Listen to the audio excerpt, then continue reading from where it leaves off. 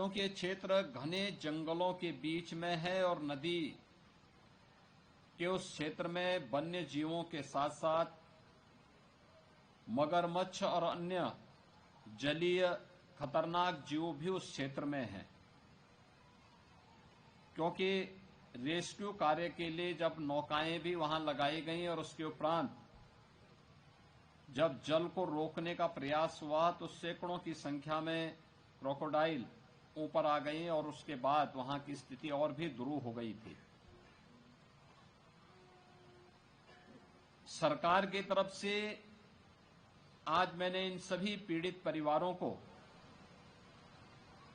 4-4 लाख रुपए की आर्थिक सहायता, वस्त्र आदि का सहयोग तो किया है। इसके साथ ही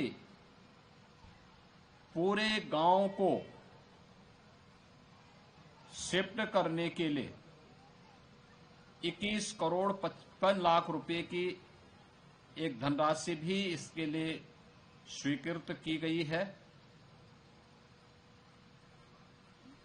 मैं जिला प्रशासन से कहूंगा, इसमें यहां के मंडलायुक्त भी, जिलाधिकारी, सीडीओ, ये सभी लोग इस बात को सुनिश्चित करेंगे। इन लोगों के लिए कहीं पे जमीन देख करके वहां पर इन 118 परिवारों को लैंड उपलब्ध करवाई जाए। यानी ये धनराशि जिसमें प्रत्येक परिवार को 4 लाख के अलावा 15 लाख रुपये की राशि, नकद धनराशि उपलब्ध होगी ही। जिनकी वहां पर भूमि है, संपत्ति है, उसका भी 1 करोड़ 92 लाख रुपये इसके लिए अलग से वहां पर उपलब्ध करवाया गया है।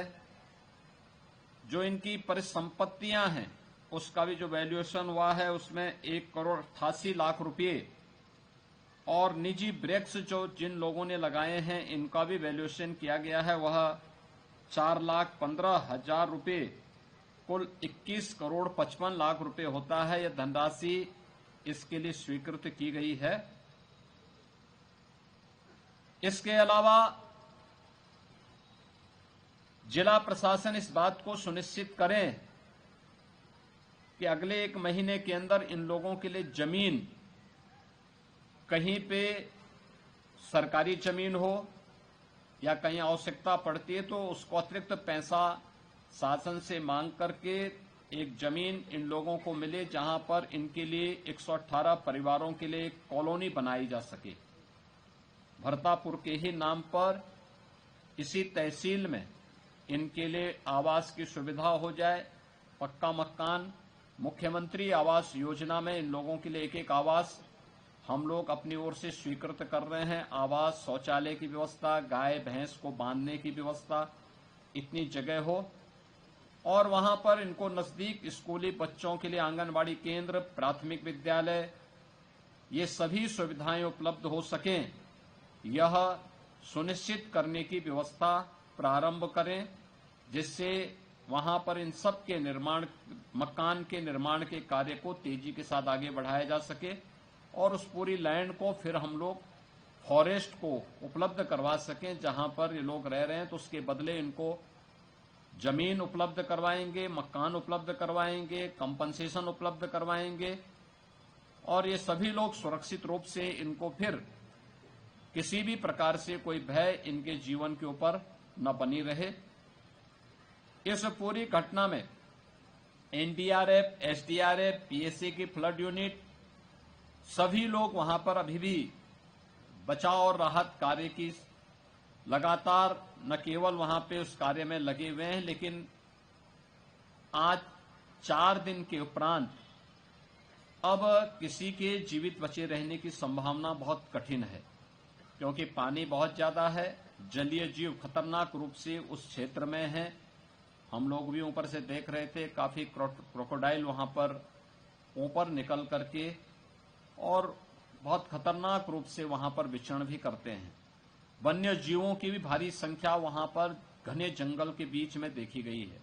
इसलिए इनका और इनके बच्चों का जीवन सुरक्षित उस घने जंगल के बीच में नहीं बल्कि जंगल के बाहर सुरक्षित स्थान पर इनके पुनर्वास की आवश्यकता, और वह भी कॉलोनी बना करके इनको व्यवस्थित किया जा सके, जहां पर इनके लिए ये सभी प्रकार की सुविधाएं, हाट, बाजार, फेयर प्राइस शॉप, ये सभी उपलब्ध कराए जा सके। इस प्रकार की एक लैंड देख करके उसकी व्यवस्था सुनिश्चित करें। इसीलिए मैं आज स्वयं यहां पर उपस्थित हुआ हूं। इन सभी परिवारों के लिए धनराशि, जमीन, आवास की सुविधा, ये सभी अगले 1 महीने के अंदर इस प्रक्रिया को पूरी करने की तैयारी करवाएं, जिससे निर्माण कार्य वहां पर तेजी के साथ आगे बढ़ सकें। जिन लोगों ने अपने परिवार के लोगों को मिस किया है और वे मिसिंग हैं अभी भी, उन सब के प्रति हमारी संवेदना है। सरकार दुख की इस घड़ी में आपके साथ में है और हर प्रकार का सहयोग आप सभी पीड़ित जनों को करेगी। इसके अलावा और भी हम देखें, अगर कोई वन्य गांव या कोई भी ऐसा जगह जो लोग घने जंगलों के बीच में वहां पर रह रहे हैं, रहने के लिए मजबूर रह रहे हैं, उन्हें तत्काल विस्थापित करके सुरक्षित स्थानों पर ले जाने की व्यवस्था करें, जिससे वह और उनकी आने वाली पीढ़ियां सुरक्षित अपना जीवन यापन कर सकें।